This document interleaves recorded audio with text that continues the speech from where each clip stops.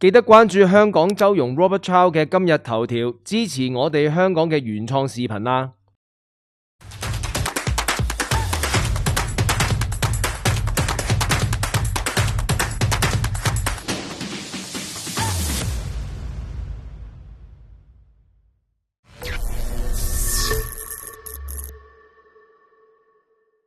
歡迎大家又嚟到華山論世，同阿蘭昌兄咧，今日我哋講啲咩好啊？我哋不如講講即係經濟大勢啊！係啊，呢個好重要。美國嘅情況點樣啦？每況愈下，唔好意思啊！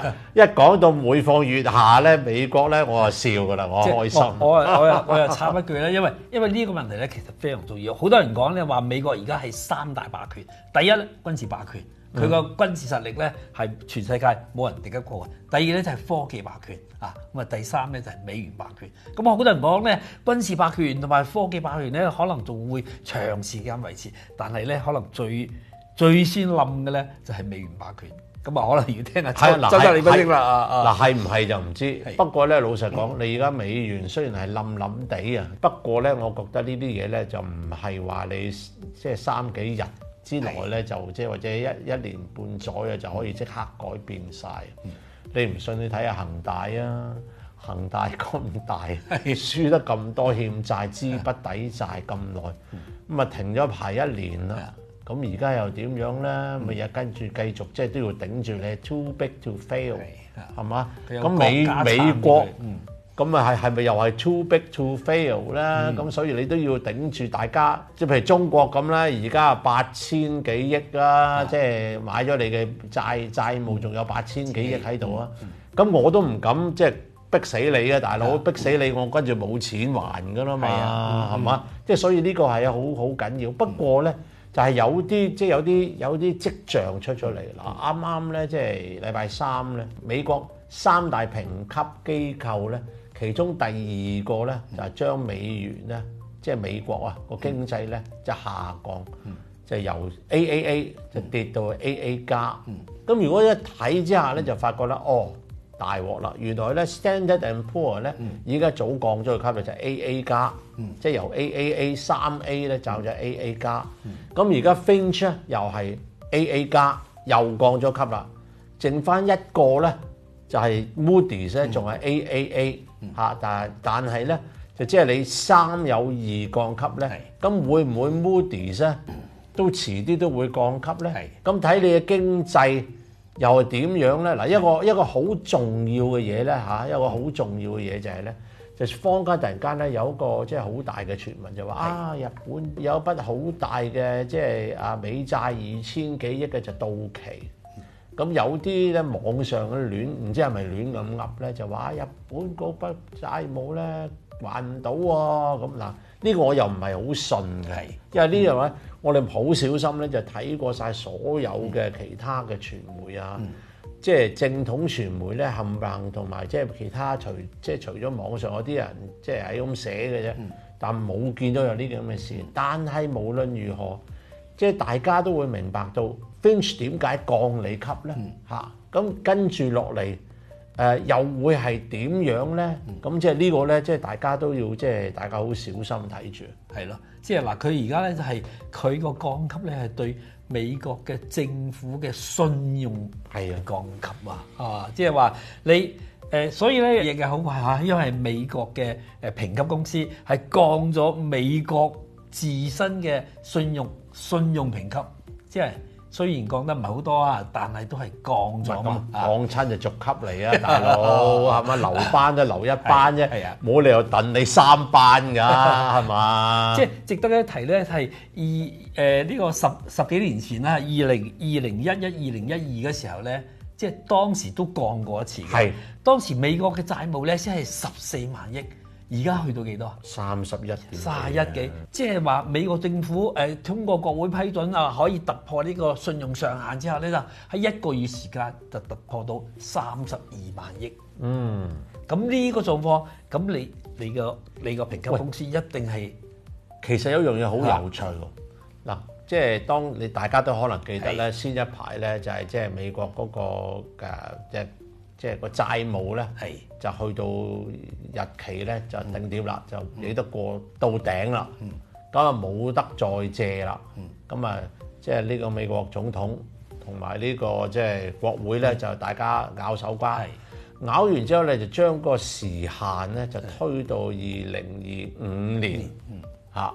但係好奇怪嘅地方咧，就係冇一個上限嘅。即係換句話講，就話咧，你可以繼續借，你借幾多都得，就唔係話年期再加上限。譬如話我俾多就35萬億，咁啊仲有4萬億你借，但係原來冇嘅，就係話咧，只係咧有個控制，就話咧你美國政府咧，即係喺普通嘅使費度咧，只可以有1% 嘅限制，你唔可以使多啲。啊軍部嘅軍費咧就可以使多啲，但佢咧就唔用嗰個大數嚟限制你，佢用啲細嘅嘢嚟控制你嗰個即係美國政府支出啫。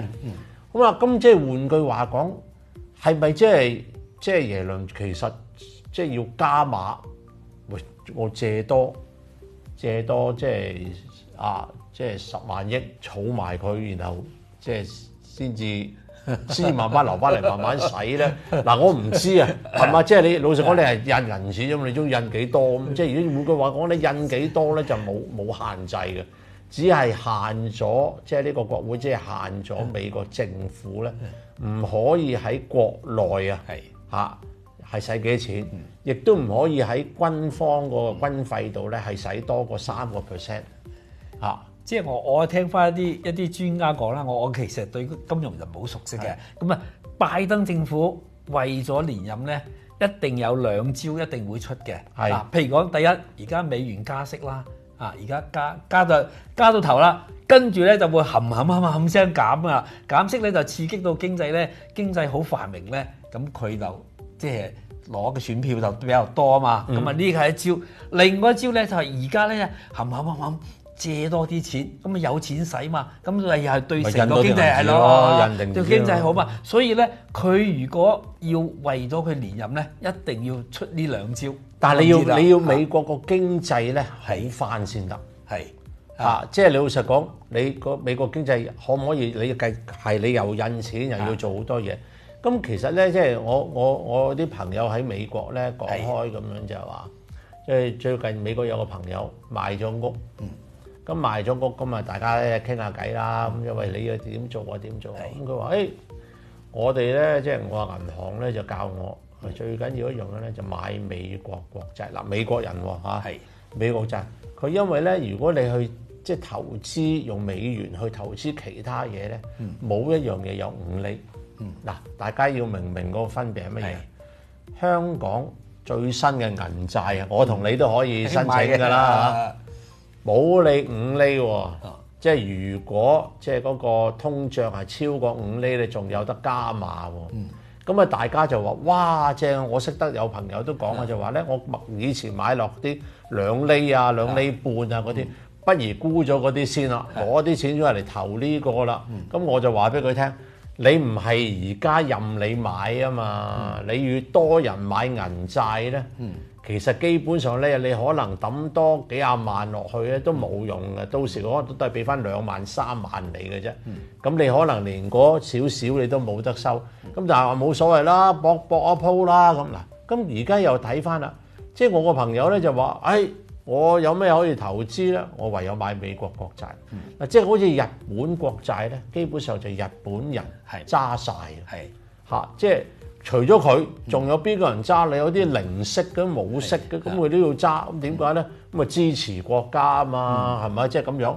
咁而家咧，我最啱啱再睇翻嗰啲數字咧，就係3個月啊以上啲冚唪唥得5厘嘅，即係3個月、2個月、1個月，即係幾個禮拜啲冚唪唥得5厘幾。咁即係換句話講，如果你美國人你有錢多嘅。你係咪都係喺銀行攞啲錢出嚟買翻美國國債而嚟收咧？但當然，如果你去講翻到10年國債咧，就得翻2厘嘅啫。咁所以喺咁嘅環境之下咧，即係佢都可以頂得一段時間嘅嚇。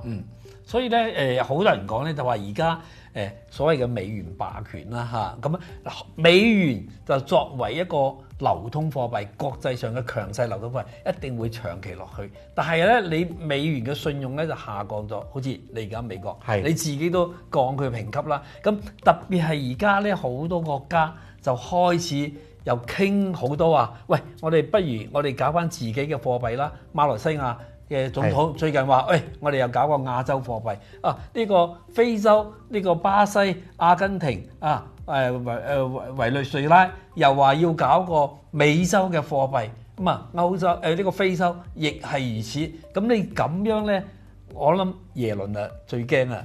唔係嗰個我諗嗰個第一個事會發生嘅就係咧，要搞一個貨幣出嚟咧，就唔容易。咁啊，印度咧就基本上就係反對嘅。咁如果你金磚即係國家咧，就係有一個國家反對咧，你可能都好難做得到出嚟。但係咧，大家都想用翻自己本國嘅貨幣咧做交易。即係老實講，你買我貨幣啦，我出口你買我貨幣啦，咁我咪有着數咯。咁喺呢一個咧就慢慢轉啦。但係喺美金嚟講咧，就慢慢個個用翻自己本國個貨幣咧。你唔好話一定話用人民幣啊，因為咧，如果你大家講就話，美國唔好咁，人民幣亦都有佢自己弱點㗎。咁喺咁嘅時候咧，點解我要信人民幣咧？咁冇所謂啊，我咪用盧布，我用即係呢個乜嘢好，即係俄國咪用盧布咯，印度用盧比咯，咁你馬來西亞咪馬來西亞即係 Ringgit 咯，咁即係大家都可以咁樣做，咁樣咧你分散佢嚟打咧，咁佢先至會冧。咁啊，另外咧，大家都可能留意到咧，就係咧，即係5月嘅數字啦。嗱，因為咧即係佢公佈咧就係有2個月嘅後延期啊，就5月。就中國繼續沽呢個美國國債，日本又係沽美國國債，咁呢個即係英國都沽美國國債咁啊！但係即係我初都覺得哇，呢個好緊要，好緊要，好緊要。但係其實你再睇翻嘅時候咧，即係美國個國債咧最主要揸喺咩咧？就美國自己本身嗰啲退休金啊，即係嗰啲保險公司啊，即係美國人咧係揸咗大部分，外國咧係揸咗大概30%。咁如果喺咁嘅環境之下，美國嘅利息咧嘅國債嘅利息咧係高企嘅話咧，即係你美國利息高企嘅話咧，咁最少國內嘅支持咧就可能抵消到即係中國沽美債。中國唔沽美債，日本沽美債，英國沽美債，其實去到尾嘅時候咧，都係可能就話：咦，我啲即係呢領嘅我唔要啦，我要買翻啲短債咯，冚唪唥買晒短債咧。咁其實呢個亦都係大家明白。但係到美國有一日佢個利息向下走嘅時候咧，咁你個支撐美元嘅力量咧，喺邊度？喺邊度啊？真係咁又喺邊度啊？大家都明呢樣嘢，即係銀債咁啫嘛。如果你話而家即係香港話，我而家唔係一個有限度嘅銀債，係你中意買幾多都有得攞嘅咁咪大家搏命去買咯。因為你5厘你真係銀行做港紙你做唔到啊嘛。即係佢5厘咧就已經使到美國好多中小銀行已經係自己都危機啦，係嘛？咁啊，但係佢危機還危機，但係人係會買㗎，即係會買翻美債嘅，即係美國又會買美債啦。咁有啲要等即係利息嘅，咁又會買美債啦。咁你老實講，好多人可能就覺得，喂，我買你2個月嗰啲啊，短期美債啊，係嘛？我都有着數啊嘛。2個月都係5厘幾喎，咁即係所以大家唔好希望咧，即係美國即係嗰個美國嗰個經濟咧係突然間崩潰得係好快嘅，可能係真係好慢。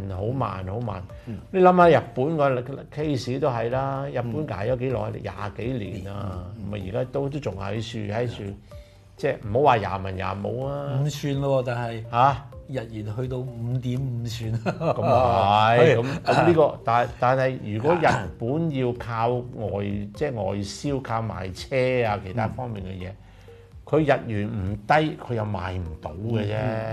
你如果你日元更加升值嘅話，好犀利嘅，亦都係個問題。人民幣又係咪一樣咧？中國如果你個人民幣升得好高嘅時候，出口你又係出口成問題㗎嘛。所以你大家都係即係拉鋸之中㗎。所以咧，美國而家就正式邀請王毅要訪美，咁啊會唔會傾啲咩嘢咧？講錢啦，即係其實咧，你問我錢，咁你係咪有啲嘢讓啊？咁政治上你又唔肯讓，咁啊你估點樣咧？咁啊可能得個傾字咯，係。咁但係咧傾啊好過唔傾傾嘅，係咯。咁我哋今日傾到呢度為止啦，咁我哋下個禮拜再見啦，拜拜。拜拜。喜歡我哋視頻嘅朋友，記得點讚、關注、評論，你哋嘅支持就係我哋最大嘅動力。